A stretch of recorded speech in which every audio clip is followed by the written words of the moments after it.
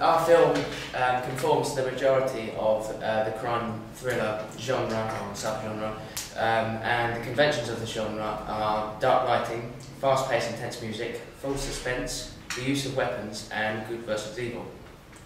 Dark lighting can be found in most films, that sort of thing, like Taken, especially in the beginning where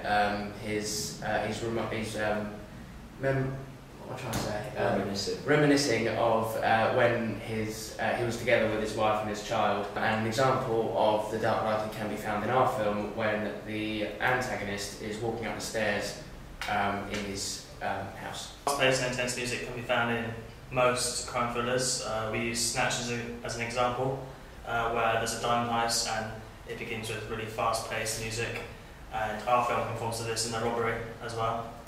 The third one is the use of weapons, which we use No Country for Old Men and Snatch as an example as well. Most crime thrillers also have weapons. We conform to this in The Robbery, where the robber takes the money out of the till. False suspense is the example we're using is Jaws, and because throughout the film of Jaws, the music in the background builds up to something like something's going to happen, but then nothing does. In our film, we haven't used that at all, so which is why we didn't conform to it. But that's how we evaluate and everything, and then we could use it. But it could be used later on in the film. Obviously, ours just the beginning of the actual film. Good versus evil was used in our film at The Robbery, because the protagonist tried to stop the robbery, but ended up getting shot. An example of this can be found in Transporter 2, where Jason Statham, the protagonist, is trying to stop the antagonists, a group of them, trying to spread a disease, isn't it? Through a very important, sort of executive.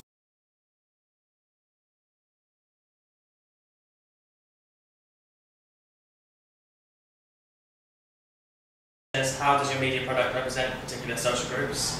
And there's not many groups in our film, but one group it does represent in particular is teenagers.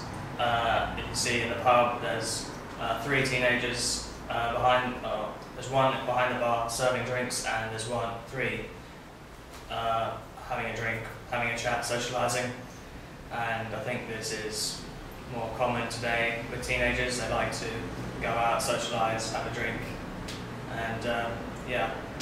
But I still think that it sort of represents a negative sort of stereotype, because although it represents them probably realistically drinking, it's not really you don't want to be associated with that. Yeah, it's a good representation of drinking and then holding a gun, because the actual fact that the antagonist was actually a teenager who killed someone. But still, I guess it is still a stereotype from what. Old people probably think they were quite violent, so... Yeah. So even though we do represent teenagers, it's more of a counter-stereotype than anything. Definitely.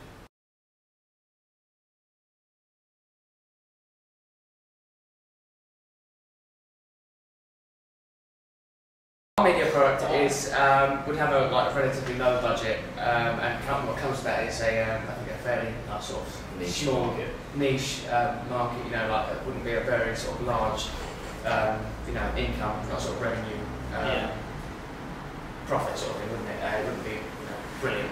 But so I think what we'd have to look at with distribution would be a sort of a small British distributor, like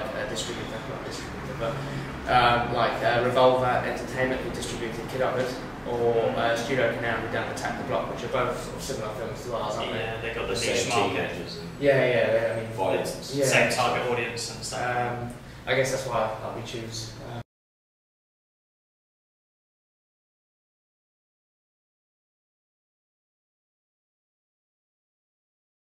Looking at the audience, type of audience for our media product that we need for this one, and I think we went with the majority males of the audience that would be sort of targeting, and aging about 15 to 25.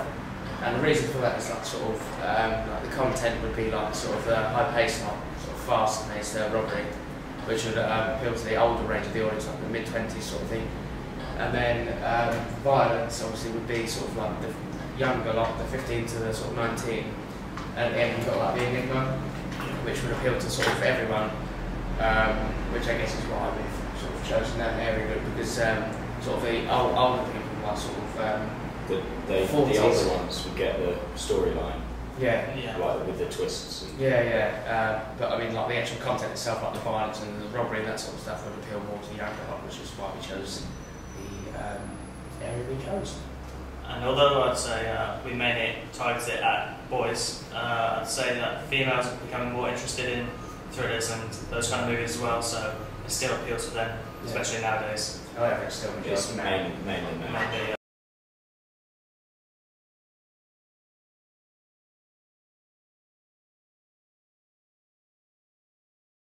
How did you address and attract the target audience? We did this through two ways. One was the content we had related to the target audience, and this is the drinking of alcohol and the driving in the scene, which would be the getaway driving of the robber making his escape. And the second one is the content we had that the audience enjoys. The audience that we are trying to target enjoys the violence and robbery in films such as ours. And now it's Nathan.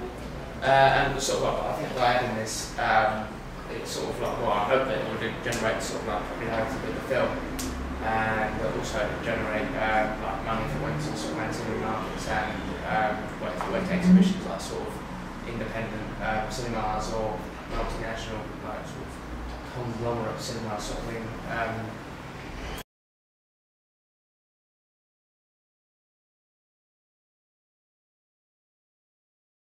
What have you learned about technologies from the process of constructing this product? And with the editing software, you use Final Cut Pro, and none of us had really used it before.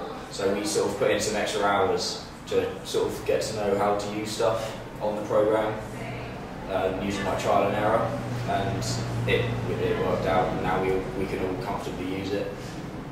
The camera, everyone in the group had like used the camera before. We sort of found out how to like adjust the shot sort of thing and like adjust the scenery sort of thing. Like if the ground wasn't stable, sort of adjust the tripod to fit the shot and then the best shot for the actual scene was about to go on. And the soundtrack we used GarageBand, and like most of us had used it sort of just a little bit, but none of us were properly comfortable with using it. So again, we used like trial and error, and we got comfortable with it, and we produced our soundtrack, which we managed to fit to our product, and it seems to work well with each shot. And with Photoshop, none of us really had any previous experience at all. So I mean, we got a bit of help from the teacher, but otherwise it was all sort of trial and error again, like extra hours. But I mean, we've all sort of we know how to use it. Came up with a good Yeah. logo.